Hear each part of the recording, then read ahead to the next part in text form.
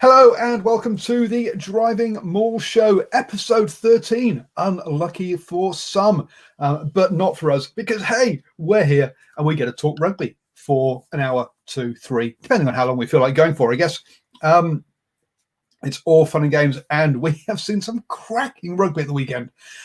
Yes, there was all that Super Rugby stuff, but we talked about that last night. But no, as far as cracking rugby goes, I'm talking about the club rugby.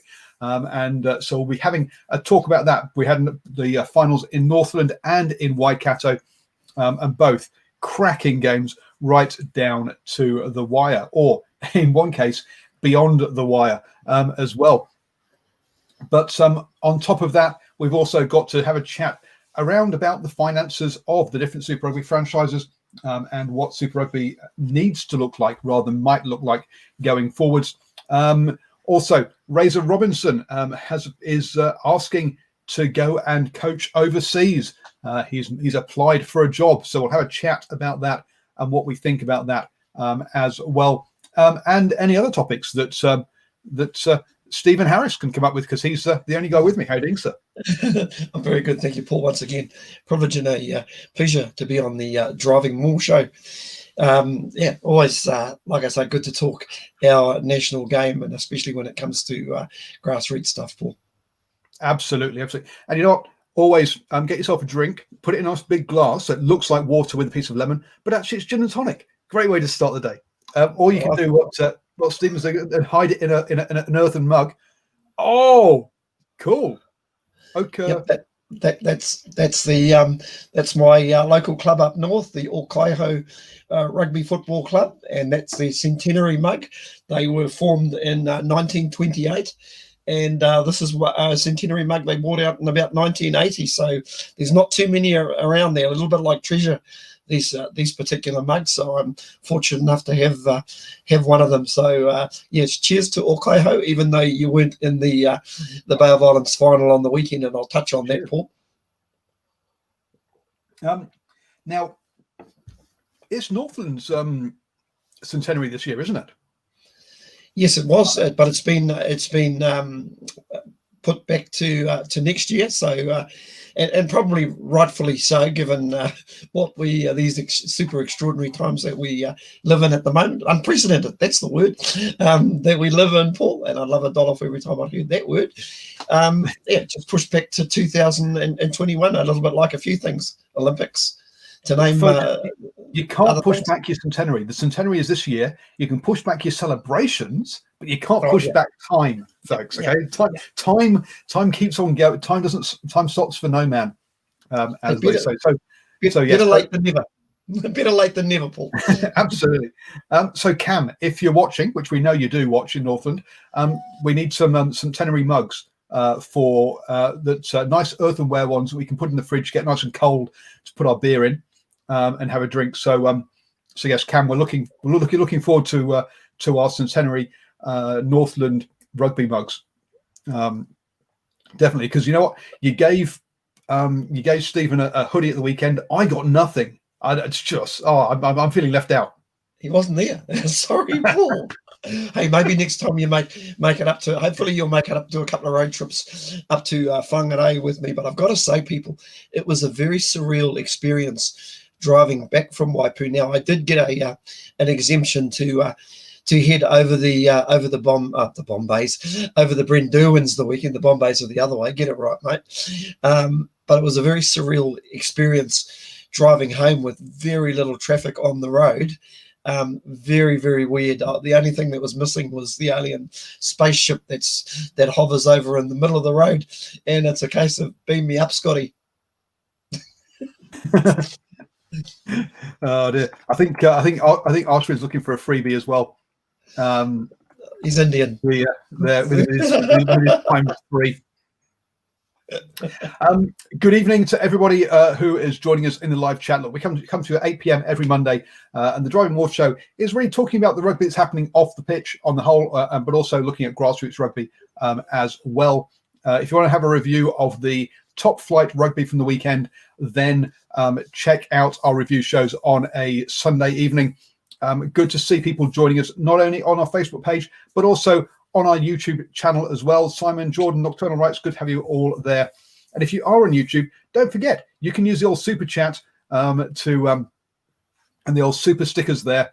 And obviously those proceeds go to help supporting Driving Maul. Sorry, not Driving Maul. New Zealand Sport Radio. God, Driving Maul so last year. Dear me. It's practically retro. So let's start off with that game. Actually, no, we're not. We're going to hold off on that game up north because hopefully we're going to get the winning head coach to join us at some point during the show, and so we'll discuss it then. I'm just going to have a quick run through of the Waikato Breweries Shield final that happened down here just outside of Hamilton in Cambridge, where Hautapu took on Otahonga.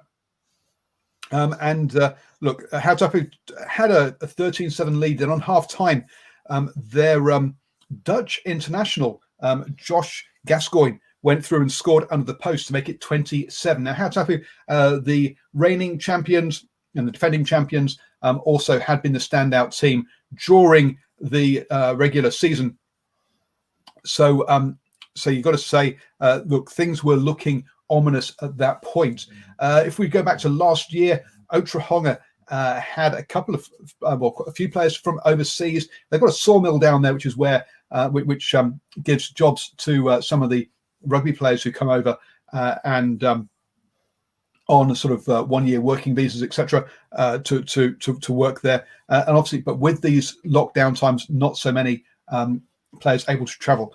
Hautapu, I do know, have a couple of players who have been here for a couple of years. So you've got Josh Gascoigne, for example. We also had Hamilton Burr. I'm not sure if he was playing in this game, but I know he stayed over here during and was available for them for the season as well. So they've had a couple of their foreign players stick around. Hamilton Burr from Scotland there, but Otahonga came out firing out of half time, scored got a penalty try with a high tackle that's had the player going off for a yellow card as well.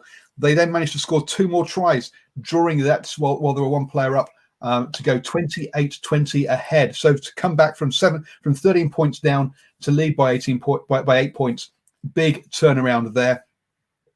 Otahonga, though, Hautapu, though, look, they are a class side. They're very good side. Obviously, the home of I've gone blank. The guy who's just the flanker who's in all black contention. It's his home from Waikato. Oh, Jacobson, yeah. So home of the Jacobson brothers, who both play there, and they came back to lead to 37 to 28. A late try by Otahonga pulled it back to be 37-33. They had the ball in the Hautapu 22. They decided to do a little grubber through because there was no one back there, and in the ensuing charge for the ball, it got knocked dead, and Otahonga came up just short. So congratulations to Hautapu, who go as back-to-back champions down here in Waikato. If you have stories of club rugby from your areas or grassroots rugby from your areas of the country, then please do let us have them. Thank you, Bevan Jacobson, who sent us that in.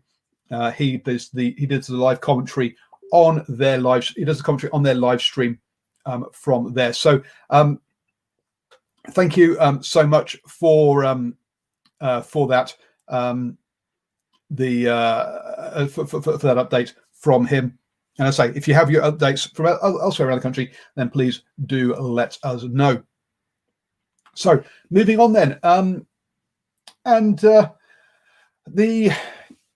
looking at the finances of the 5 rugby franchises, apparently without Super Rugby Aotearoa, the Crusaders were looking at basically staring insolvency, and were looking like having to shut down because of Super Rugby Aotearoa.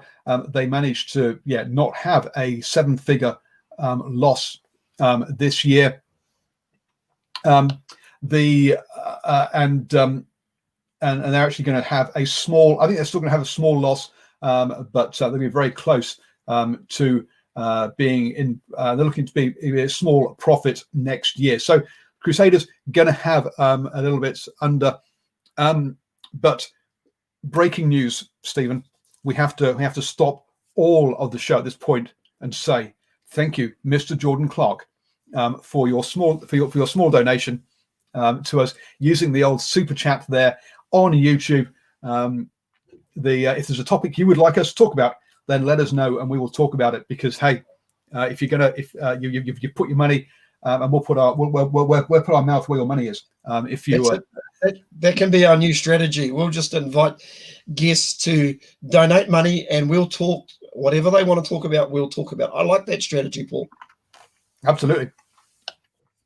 So that is the Crusaders, the Chiefs. They said that they are now just keeping our heads above water. Exactly what that means, I'm not entirely sure. But he says they reckon they got their best case scenario had been they were going to make a $600,000 to $700,000 loss, but it looks like they might just be back in the black from all of this. Simon Hughes does say that some fans in New Zealand would be happy if the Crusaders if they went broke. A tad harsh there. Deary me on that one. So the Chiefs are looking at being slightly in the black. Hurricanes, again, they were looking at having a $1 million plus deficit and major job losses. Been averaging crowds of 19,000 down there. And it looks like they are trying to see whether they're going to actually make it. But again, it's helped close their gap significantly. I will get to the Blues in a second, Aaron. The Highlanders, though, look, they said they were never going to have insolvency. They're one of the slimmest teams around, and they are actually so they weren't actually in danger of insolvency, and they're actually going to come up and be in the black after this. They had the second best average crowds, 19,800.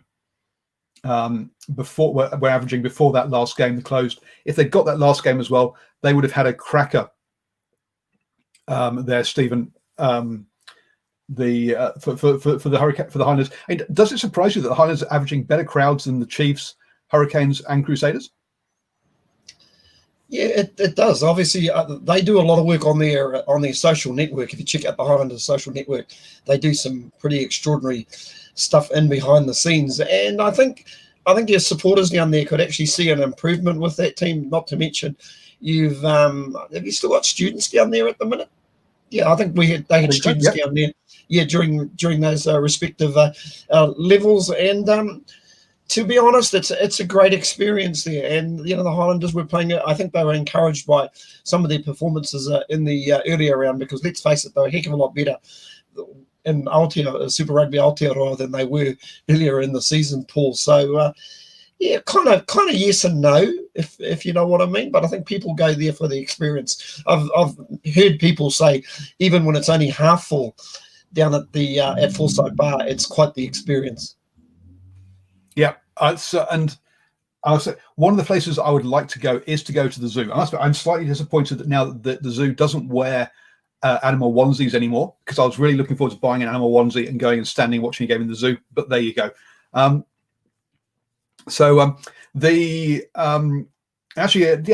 hole. Of all the places, Stephen, in New Zealand to go watch rugby, be that Mitre 10 Cup level or Super Rugby level, which one experience would you like to go and have, or what's the best experience you've had? Because I've been down and worn a green bucket. I bought myself a bucket especially to go and watch a Manawatu Turbos game. I might go get my bucket in a second and put it on my head. But I love the whole pageantry around the bucket heads. What's your favourite place for kind of the best atmosphere or the best sort of kind of that side of things in New Zealand rugby? Oh, listen, if you're thick-skinned, and I've been to Christchurch and watched a Super Rugby game when the Blues are playing, and you've got to laugh at the end of the day, because if you're wearing your colours, you do cop it big time. Like I say, it's no point going down there and saying to yourself, "Oh God, they were horrible to me." It's certainly an experience. It's probably one of my great experiences would be to beat the Crusaders down in Christchurch, but I haven't got to experience that. But in terms of out and out experiences, those early years of Super Rugby when the Blues were humming were fantastic, and of course, when the Blues took out the final, was that in 2003, 2004 against the Crusaders? That was a great night as well. On the odd occasion, I've been to a Super Rugby game where I've thought, "Wow, this is a great game." One that sort of sticks in my head was at Eden Park, and it was the Stormers that played the Blues, and unfortunately, the Blues got well beaten that night and was a very good Blues side. But just some of the tries that the Stormers scored were just downright amazing. But in terms of a place that I'd love to go, yeah, Forsyth Bar. That definitely sounds like it would go off, and with the closed-in roof, yeah, the atmosphere I reckon would be amazing. Yeah, Nocturnal Rights is saying I'm too old for the zoo. No, rubbish. I'll tell you, look, when I put my hat on, it hides my grey hair, and I can pretend to be young too. It's absolutely fine. The other places, I mean, other great guys who characters. You've obviously got Possum here in here in Hamilton for Waikato, and also for the Chiefs. Unfortunately, he's not allowed his chainsaw anymore. I think that's a real shame. But we can understand why. If you head down to Taranaki, and I think I'm trying to remember whether I actually interviewed Possum or not, but I think he would be a good guy to do a quick interview with. Fun one. There's a guy known as the Flag Man down in New Plymouth for Taranaki, who has a big flag down there. I thought about interviewing him once, but as every second or third word that he says is a swear word, I thought that's not really going to match the channel philosophy so well, and which is why you'll also see no videos of the bucket heads, because again, lots of swearing, but great atmosphere, I must say. So if there are any other people like that around the country, let us know who they are that we have out there, because yeah, I love all those little stories and those kind of things. Paul, I was going to say, isn't there a guy that sits up in a cherry picker with a chainsaw? Is that the guy down in that's at the Waikato games? Is but he's not allowed anymore. Health and safety got in the way. Was that a real chainsaw that he had? Yes, it was a real chainsaw with the chain taken off. I think the chain taken off.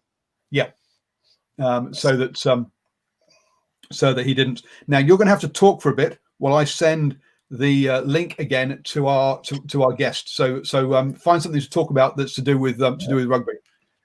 Oh, fantastic. Well, I'm glad you've left me with that, Paul, because I like to come up with these sort of experiences that people talk about around the country. Now, tell me, if you have got some really good experience, just for our viewers on tonight, just tell us what your best rugby experience has been. Like my own personal rugby experience was a provincial game when Auckland played Northland, and that was back in about 2002, 2003, and Northland came back from the dead, and it was a Rupeni Thauthau try in the corner with his teammate Fero Lesavi Bar putting a kick to the corner. We were all shaking our heads going, what are you kicking it for? The next minute, this guy by the name of Rupeni runs past. Doug held it like he's actually stuck in concrete. So, for me as a Northland supporter, wonderful experience. I've also been part of some great test matches as well at Eden Park, and there's been a lot of them over, well, if you've been to Eden Park in recent times, the All Blacks haven't been beaten since 1984, so just tell us some of your experiences that you've had at any major games as well. In terms of stadiums, one of the better stadiums I've actually been to is Suncorp Stadium in Brisbane. Now, what I loved about it, they've got a concourse that you can pretty much walk around the ground, and they've got all sorts of food outlets. The toilets aren't jammed up, and it's just a fantastic viewing platform to watch rugby. It really is, and that's the old Blank Park. Brilliant. Here, yeah, ringing endorsement for a stadium. The toilets aren't jammed up. I love that. Brilliant, brilliant. Yeah, absolutely, absolutely. I mean to say, I think you go to Eden Park sometimes, and the queues are just absolutely unbelievable. I mean to say, it's an entertainment business that we've got, and you want to move people through relatively quickly. Go and sit anywhere in the. I see Simon Hughes has come up. Have you ever met Hoary Bob down in the Bay of Plenty? Yeah, he's a diehard fan. I've seen him in the coldest conditions wearing just a Bay of Plenty jersey, and I think he's got a big tire that he carries around. That's like a spear pull. So yeah, crazy. Okay, so we're not talking about the so we're not talking about the mascot there. We're actually talking about a real fan. Yeah, we're talking about a real fan. Oh, he could be a mascot too, as well. Yep. Yeah, not so right. Toilets very important. Keswick had open air toilets. Oh my word! Oh dear, horrible. Paul, I used to hear some very real horror stories about Athletic Park, the old Millard stand. That was, thank God they knocked that stadium down. There was a lot of complaints about it. I think, when was that knocked down? I think maybe in the 90s. I can recall going to a double header to watch a rugby match on the Saturday and a league match on the Sunday, and the All Blacks lost and the Kiwis lost, and it was a wet, horrible weekend. But if you had to trudge down to the toilet, there were no toilets in the actual Millard stand, and you were basically a mile high in the air with a southerly coming in from the South Island, and the toilets consisted of a long walk downstairs, and there were portacoms there, and pretty much if all those portacoms were full, guess what? Well, we won't go there because this is a bit of a family show, the Driving Maul. Well, I'm going to tell some stories about Hong Kong Sevens while you can quickly phone up our guest to make sure he's got all the information he needs. Yes, so the Hong Kong Sevens, folks, that's my favourite rugby experience, bar none. Been there several times, and it has improved over the years from a family perspective. The folks on the joining us on the Twitter as well. Great to have you on as well, folks. Hi there. Yeah, so the place to be in the Hong Kong Stadium, if you do go there for the Sevens, is the West Stand. Okay, folks, that's the party stand. Everybody there on a Saturday and Sunday is definitely in their fancy dress, and it tends to have good to have two different scenes.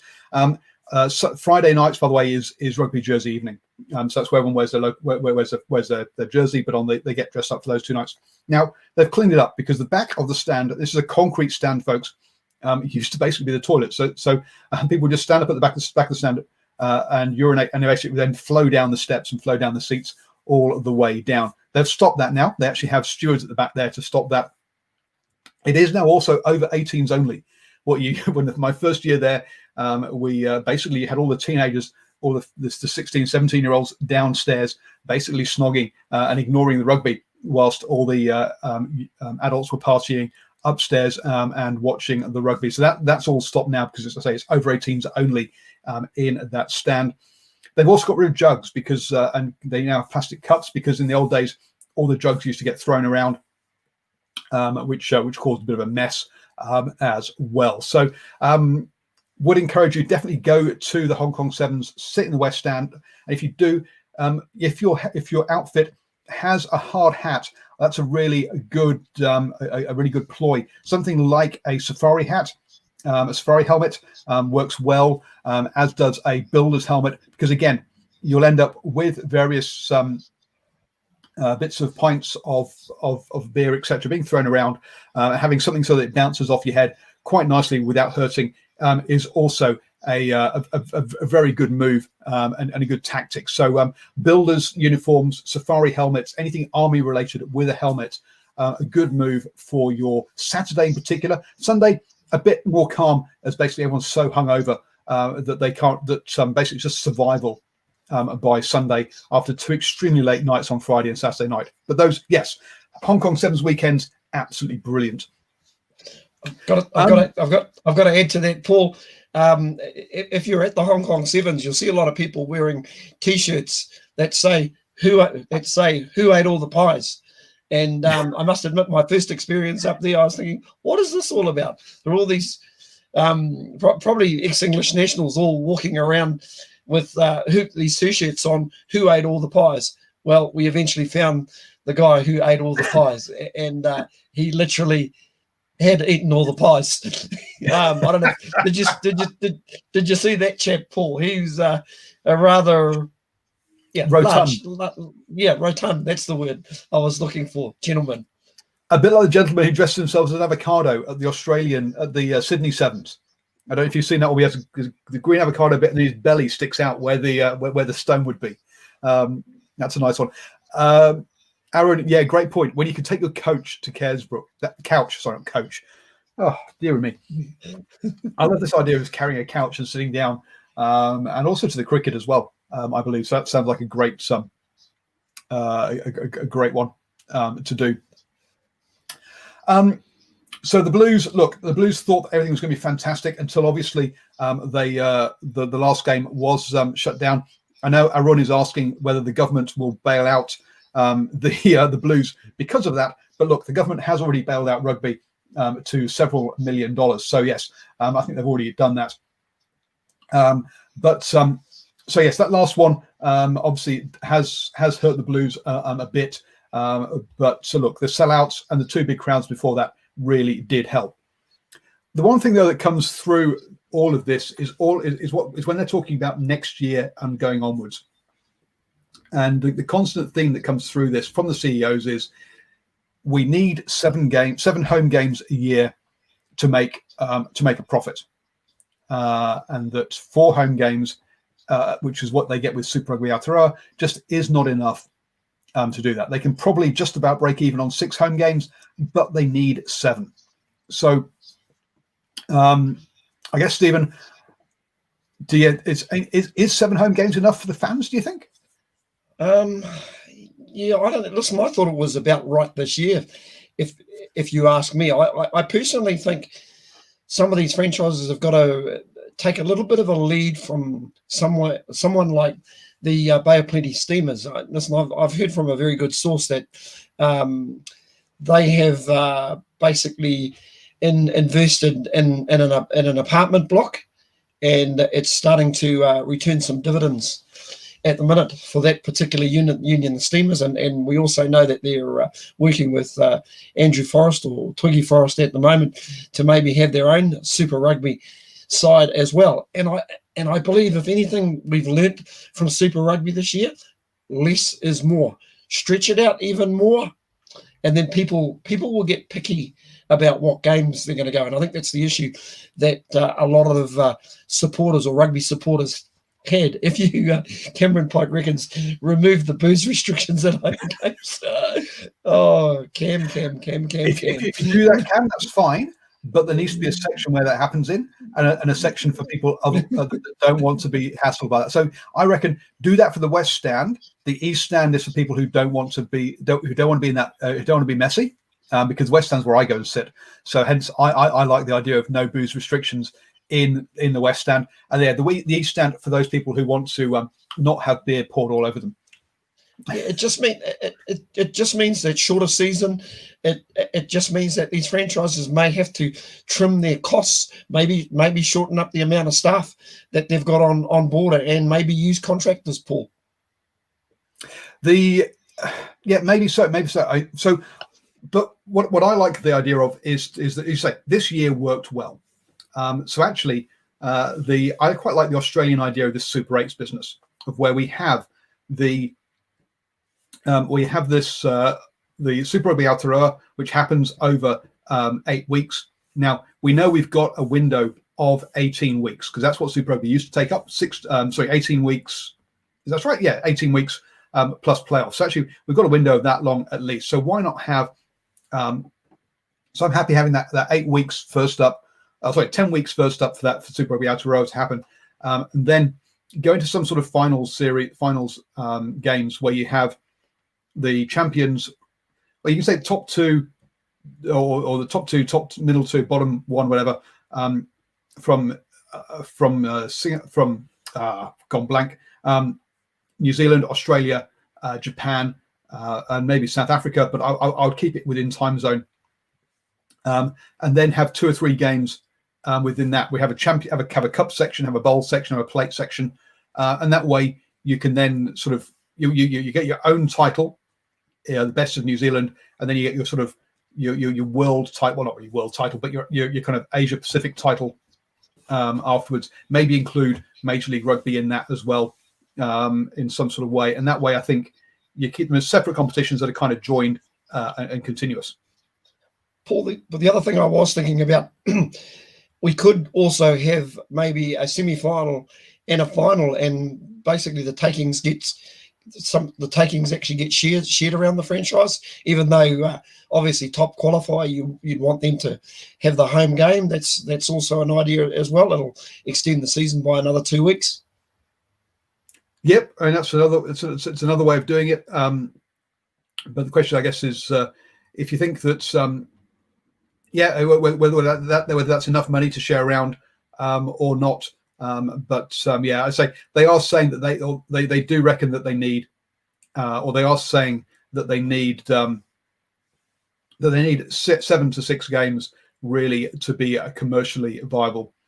And talk about being a viable show, because I think we're perhaps about to end up with the two of us both sort of running out of gas. But you know what? We've brought a man on from the bench who is going to bring some extra energy to the show and keep us going. How you doing, Marley? G'day, guys. How are you? I'm on well. Not bad. I think we might need to just get the microphone a little bit closer to your mouth. I think a bit quiet. So just bring that little cable across closer. There we go. Is that better? There we go. Brilliant. So first up, congratulations on the win at the weekend. How is the head? How hungover are you? No, I'm feeling good now. It was a good night. The local bar down there put on a pretty good night for the boys. And once the adrenaline wore off, though, I was out. So I went to bed pretty early, but I know a few of the other boys kept going a little bit longer. Because you kissed it up for the week for the game, didn't you? Yeah, I did. Unfortunately, the with the lockdown laws, we weren't able to get our boys based in Auckland up. So we had 5 boys missing there, and that sort of left our bench a bit low. And so we had 4 guys on the bench, myself being one of them. And yeah, we only put two of the 4 on. Myself and another one of the boys stayed off. We thought it's a bit of a young man's game. We better let them go. Playing another 20 minutes after playing 80 would have probably given us a heart attack. You didn't even get on the pitch. No. As much as my head wants me to go, I think the body wouldn't be able to do it. Oh, you should have got on for like the last 60 seconds just to earn the medal. It's probably really lucky I didn't sub myself on before the 80, because then I would have to play the extra time. that would have really broken me. Stephen, you were there. What thoughts on the day? Oh, listen, great day. Thoroughly enjoyed it. It's the second time this year I've been at a final, and it's gone into extra time. Of course, I was at the Auckland Premier Women's final a few weeks back, and that went into extra time, and that was a pretty amazing game. And whilst at times I think both of these teams they started nervously, it almost looked like they were in a hurry to win the game, and it was just a few handling errors here and there, but you just got the impression watching the game, if Waipu played to their strength, and the area where they were strong was at scrum time. And I'm sure Marley will agree with me, at set piece scrum time especially, they definitely had the wood on Mid Northern. Yeah, we knew going into the game that's where we'd be able to get them, where our front row did a very, very good job, and we knew that they probably had the wood on them. So yeah, that was one area. It did feel like it was a race to see who could lose the game. There was both teams sort of we were making some errors, and they were making a lot of errors as well. And so, yeah, I think if at parts there was some really good rugby played, and then at parts it was pretty difficult watching.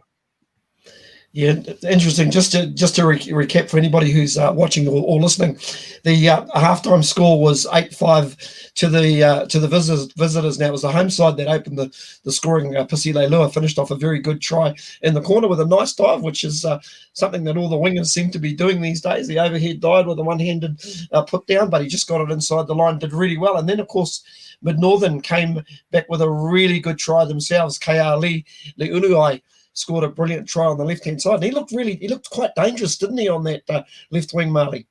He did, yeah. We sort of, when I was reviewing their performances through the year, he sort of slipped through the gap. So after about 20 minutes, we thought, oh, that kid's pretty sharp. Sort of need to throw some numbers at him. And he sort of got around the outside, and then he was a pretty powerful runner and sort of brushed off a few tackles and got over the line. So, yeah, good on him. It was definitely someone that we weren't really aware of, and he fronted for the final. So it was good for him.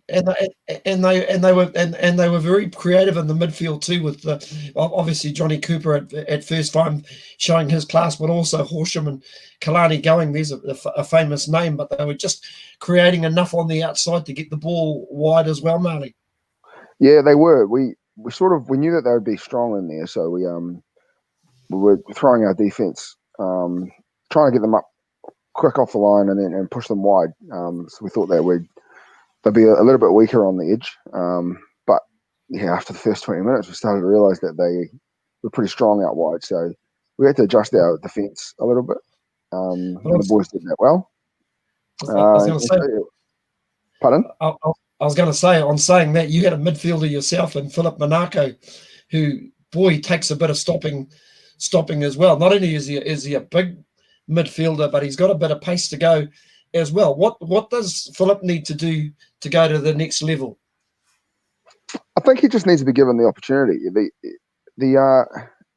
a lot of these boys, they'll be able to play at that level if they're given the opportunity, and sort of they don't realise how well they're playing until they're given a chance to play and get tested at that level. I think for me, if he gets a chance to run out in Mitre 10, he won't let anyone down, and he'll just get more confident with the after one or two games, and just knowing that he can compete at that level. Probably at this stage this year, he'd probably be better used off the bench in order to get some confidence at Mitre level. But I think with a year and a successful program and a year of nutrition and full-time training, all that kind of stuff, he'll be a very, very dangerous midfielder, and could go past Mitre 10 he's very capable. And of course your fullback Pisi Leilua, every time the ball seemed to go near him, he always looked dangerous. Finished his try really well. I understand he's actually signed with Northland for next year. Has been carrying a couple of injuries, but boy, for a guy who has been carrying a couple of injuries, he looked really, really dangerous. Yeah, he was outstanding. I thought he was one of our best on Saturday. He's a big game player, and coming back from the injury, he's the type of bloke that puts in the work leading up to the game. So you sort of know what you're going to get from him because he's done the work all week. He prepares well. He's very professional with his diet and his training and just his habits. And I'd be very surprised if he doesn't get a run with Mitre this year. Obviously, I haven't seen what's going on further up north, but in terms of our competition, for me, he's been one of the standout players, easily. And of course, Johnny Cooper kicks a penalty, 8-5. You go into half time. Of course, the boys come out. There looked like there just seemed to be a little bit more urgency. They had the wind behind them. The wise guy Whaiani kicks a penalty. Saimoni Ului Nakavadra scores a good try from the back of the scrum. And I'm just about to touch on your loose forward trio. Wise guy kicks the conversion and you're up 15-8. But I thought your loose loose forwards, especially in that second half, really came into their own. They were putting a lot of pressure, a lot of heat on that breakdown. Yeah, I sort of put it to them before the game. We knew with going into the game with sort of 15 or 16 genuine Premier footy players, and then we had myself and another two blokes who, we were good back in our day, but it's probably past us. We knew that we needed big performances from key blokes.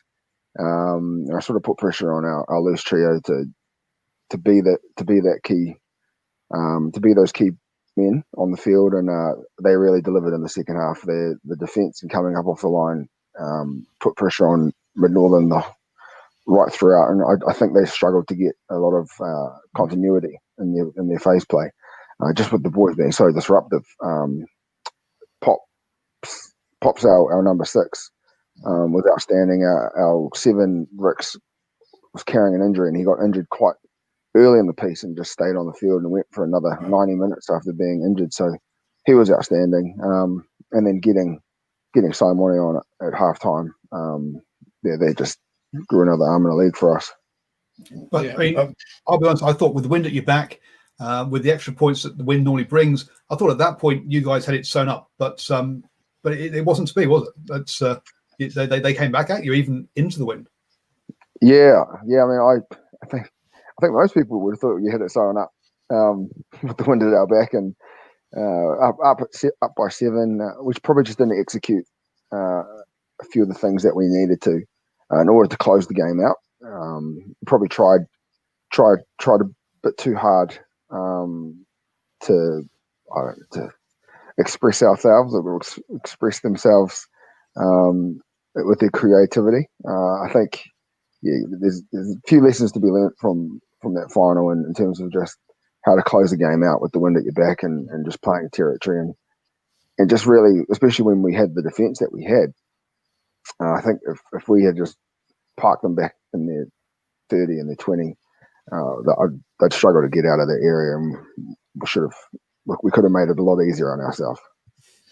So we try to share the love on this program as well, and we got to give Mid Northern a lot of credit, because obviously they fought back, and probably on the back of a few penalties. And I thought one area, even though you had them at scrum time, I actually thought they started getting their set piece line out going really well, using the Tom Baker, the number 8, as a line out option. I thought their 2 young locks were very, very good as well. I think Kingy and I think that might have been Rob Rush, who was their other locks, but their hooker Jordan Olsen, he's I've written down somewhere that if a rugby team had 15 Jordan Olsens, you'd have some rugby players like the Energizer Bunny, isn't he? He just keeps going and going, and it just seemed like his drive just to keep his team in the game, Marley. Yeah, he was outstanding. It's easy having a line out when you've got someone that can be so accurate at set piece. And I don't think he missed any of his throws. His throws were on point. So as long as they got a good lift jump, they were going to win the line out. He was outstanding around the park. You couldn't really ask too much more from your hooker and your captain. He really fronted for them. And I don't listen. We won't hold you up too much long. Obviously, we get to 15 all. And one more player I just want to touch on, because he's been around Waipu for a long time. But Ben Mather, I thought in that extra period, even when he moved into halfback, I just thought he's such a heady rugby player. He just does all the right things, and he's as calm as you come. And I thought he was outstanding for you in that second time, and he calmly steps up and kicks a 42-metre penalty and wins the game for you. Crazy. Yeah, I mean, that's pretty much been personified. He just does what everyone needs. He just does what everyone needs him to do when we need it to be done. There were a few carries throughout the game where, he's one of the smallest blokes on the field, but he's so brave with his carries, and he just runs straight back to the fullback. He just does what the team needs. And obviously, with 5 minutes to go or whatever it was, stepping up and kicking that penalty, that's exactly what we needed and what we needed from him. So yeah, it was great to see him back on the park. The start of the year was looking like he wasn't going to be playing. So it took a bit of convincing. He jumped into the reserves team, and he thought, he'd just play a few games for reserves this year. But it sort of became obvious that we needed him in the Premier squad, and we needed him on the field for us. In which, yeah, you'd be hard to find a more calm head and someone that you didn't need more than a character like Ben in the final. So it was a relief, and I think the whole crowd knew. Everyone knew that when we got that penalty, there was no one else that we wanted to kick the ball than Ben. Now, Stephen's asking you some nice questions, so he has to be allowed up north again. So hence he has to do nice. But me as a man from south of Auckland who doesn't have to worry about those sort of things, I'm going to ask you some really the tough questions then. So you've just mentioned here that a hooker at club level can throw straight and actually throw properly. Why the beep can't Super Rugby players throw straight, hookers throw straight and throw to their man? I mean, we've got. I think it's the balls. The balls are different. So they ride them too much. They get too much grip. Don't know why. Deary me! When you see club players hitting them like that, and you look at some of the guys at Super Rugby level, you're like, guys, or even international level, you're like, guys, come on, just hit your jumper, really. So as the armchair fan, I do wonder. Yeah, it's really easy being the armchair critic. Very, very easy. And then the other one is, look, your captain was fantastic, giving Steve a post-match interview, but he mentioned maybe not being there next year. So how many of your guys do you think you're going to get back next year? Is there something, or is your captain going to be unfortunately heading on to pastures new, or stepping up a level? I think we're all aware that we don't want to just develop players to play for Waipu. That's the goal of any coach, of any club, is to develop guys who especially have come from different environments, different upbringings, where they can really change their lives and their families' lives by playing professional rugby and playing at a high level. So we're all under the understanding, we'll sort of get Waipu gets sort of put in a bubble where they think we're just an Auckland-based club, or we buy players in, or that. But at the end of the day, we're just trying to develop men to be as good as they can be, and if that means that they come to our club as a stepping stone to playing professional rugby, well, that's just how it is, and that's what I think people need to be aware of, is that we're only developing these men for them and their families. Like as great as it is for Waipu, the club, to win the comp, these boys give up a lot to play for Waipu, to move away from their families. Some move to New Zealand, so they're living away from the country they were born in, and so for them to give that up, I think it needs to be celebrated rather than look down upon, because they not only lift the quality of rugby, which lifts the quality of rugby for everyone, they're just trying to better themselves as people. So I think that's what we need to celebrate. And if that looks like they head overseas, or they head to a club where they might get a different opportunity, then that's just what it is. Loyalty to the club is something that we talk about, but at the end of the day, there's a bigger picture with loyalty, and some of the boys, their opportunity to progress their family and progress themselves and make what they do worthwhile is through rugby. So if we can help them do that, then I'd love to be part of that journey. So success for you, when you look back on this year, it's more about progressing those guys and letting them reach their full potential, rather than necessarily the silverware that the club picks up. And it's more about sort of how everyone, reaching their potential, rather than necessarily all about winning. Yeah, absolutely. I think for a lot of coaches, you can't control if you're going to win. I mean, we were lucky on Saturday. We got a penalty. We won by 3 points.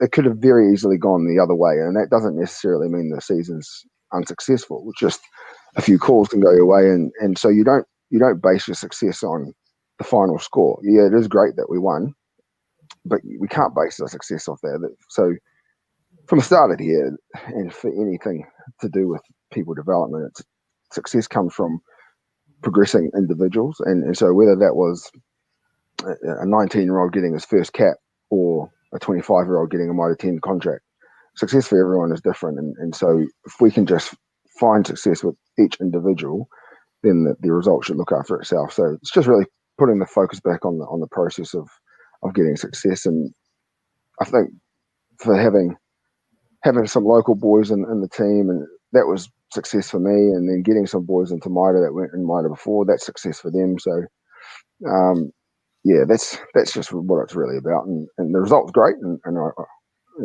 we're in it to win it, but success is a little bit different in how I view it, because we need to focus on getting these men to where they want to be. Yeah, success eyed in the prism of what's in the last 48 hours, and success in the eye, kind of looking back at the whole season, is a different thing. Exactly, yeah. For the last 48 hours, you've really enjoyed, and look, well done, and I'm glad you've enjoyed your success, because that's part of being a team and enjoying it together at the end as well. I can see Stephen itching to get in. Oh no, listen, I'd have to agree with what Marley said. Sometimes there's a lot of criticism by a lot of people, and sometimes it's a little unwarranted. That there are players that can commute from Auckland, and people say, what about the locals? But I look at it this way: the challenge to the locals is to embrace that. And if somebody is you know what, if somebody's doing a 2-hour or 4-hour round trip from Auckland to come up and train, that should be the challenge to the locals who only live 5 minutes away from the ground, to actually get to the training. I think a really cool story is probably somebody like Sean McCulley. If you probably were at full strength, probably Sean may not have been starting in that final, if I'm correct, Marley. But it was great to see somebody like Sean, who's been around the club, also your halfback Abraham, who's been around the club for a while. Guys like that who are stalwarts of the club, they've obviously embraced the guys that have come to the club. And I saw some of the stuff on Facebook, and I thought, man, some people need to pull their head in. As we know, Waipu's had that Fijian community there for a while, and those boys have stuck with the club. They could have walked away from the club, but they've actually hung in there. And boy, I bet you the locals are as proud as those boys are, as they are the local boys, Marley. Yeah, they are. If you notice the warm-up shirts that we had this year have a Fijian pattern on it, as well as a Scottish pattern, and that was a bit of a tribute to the boys that have come over, because they're not from Auckland, they're from a different country, so they've sacrificed a lot to give something to a community that for 140 years weren't able to do. So I think it's just an acknowledgement of that, and the community has really got on board with that. And yeah, I think for the local boys, if you fight against it, it doesn't make you a better person. And so I think for guys like Sean and Sam and Ben, the ones that embrace it, and Jason as well, it makes them a better player. And once you realise that, everyone wants to start, and everyone wants things to come easy. But once they realise that things that come easy aren't always what they're made out to be, and so when you work for something and you work and you work and you chip away, that makes it worthwhile. And I think that's what they've realised, and having those boys, having not just those boys, having boys want to come to Waipu, want to play for the club. That's what makes it so special, I think. And it's not just guys coming straight from Auckland. There's a few boys in the team that have come from Auckland and they've gone to other clubs, played a year there, and then come out to Waipu. So it speaks volumes for the club culture. And it's not just somewhere that everyone thinks, oh, they've got money and they're just buying players from Auckland and all that kind of carry on talk. We all hear it, but they have to drive past 3 or 4 clubs to get to our club if they're coming from Auckland. So why don't they play for them? Because that's a closer drive. let's be honest, unless we're talking about Ponsonby or someone like that, clubs don't have money to buy players. At the end of the day, it's the culture that brings them in. The other point here is, folks, if you're relying on local players, an awful lot of clubs just will not be able to put out a Premiership team or put out a team at all. A couple of examples here. How Tapu, Premiership winners back-to-back years down here in Waikato. They had a Dutch international playing for them this weekend. Head over to Tairua in the Thames Valley. I mean, we're talking here not Mitre 10 Cup province. We're talking a Heartland Championship province. Tairua cannot field a Premiership team unless they have overseas players. Last year, they had 12 overseas players. Okay, what do? They get guys coming over here from Argentina, USA, England, Scotland. I'm trying to think where else they had, but a whole bunch of guys. They're not professional players. They come over here. They pick kiwi fruits or work in the butchers to earn a living. They don't get paid to play. They get put up. They get some accommodation and help with accommodation. And they're here on a 1 year kind of visas. And they're here for the lifestyle, to play a bit of rugby, have some fun.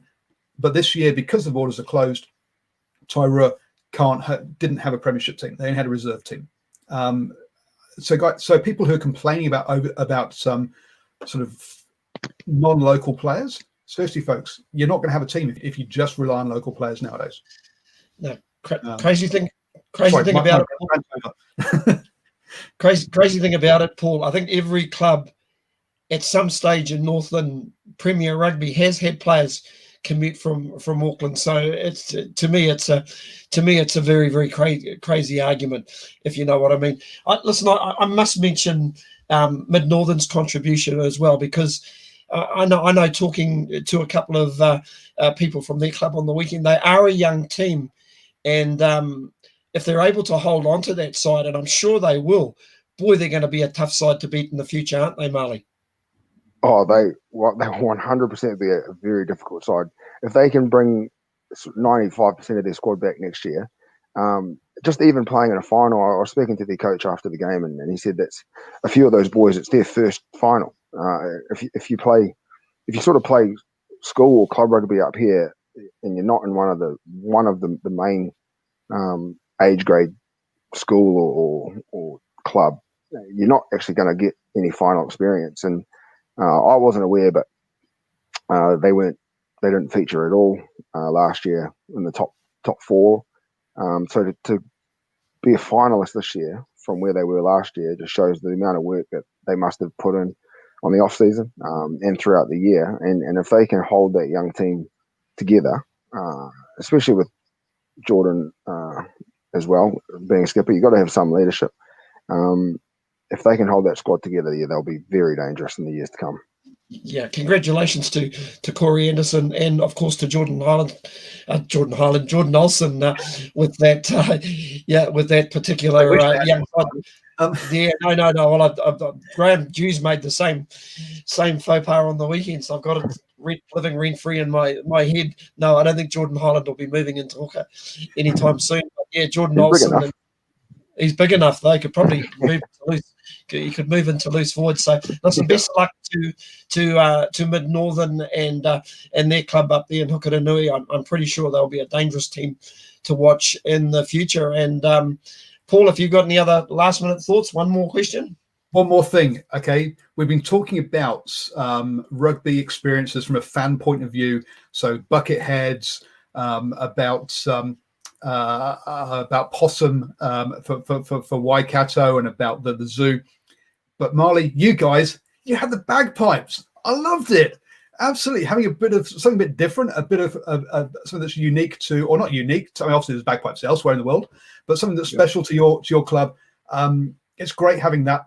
A bit of pageantry, a bit of something that your fans can get around.